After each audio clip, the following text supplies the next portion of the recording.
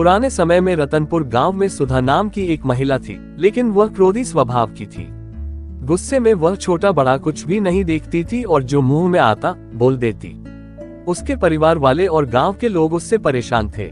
सभी उसे काली जुबान कहकर बुलाते थे।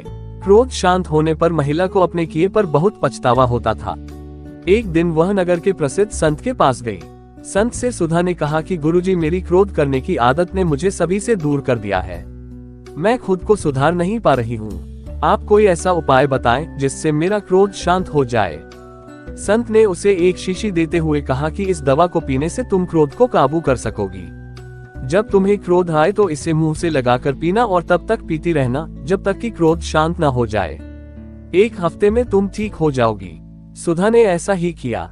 क्रोध आने पर तुरंत ही वह दवा मुंह में डाल देती और कुछ समय के लिए मौन हो जाती। 1 सप्ताह में ही उसका क्रोध कम होने लगा था। खुश होकर वह संत से मिलने पहुंची। महिला ने संत से कहा कि गुरुदेव, आपकी दवा ने चमत्कारी रूप से मेरा क्रोध कम कर दिया है। मैं आपकी बहुत आभारी हूँ।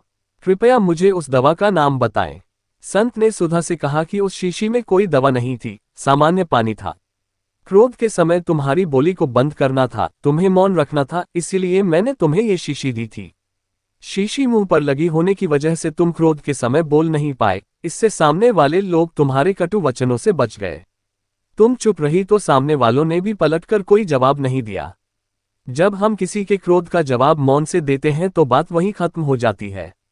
सीख, क्रोध आने पर हमें सदा मौन रहना चाहिए और हमेशा सोच समझकर ही बोलना चाहिए।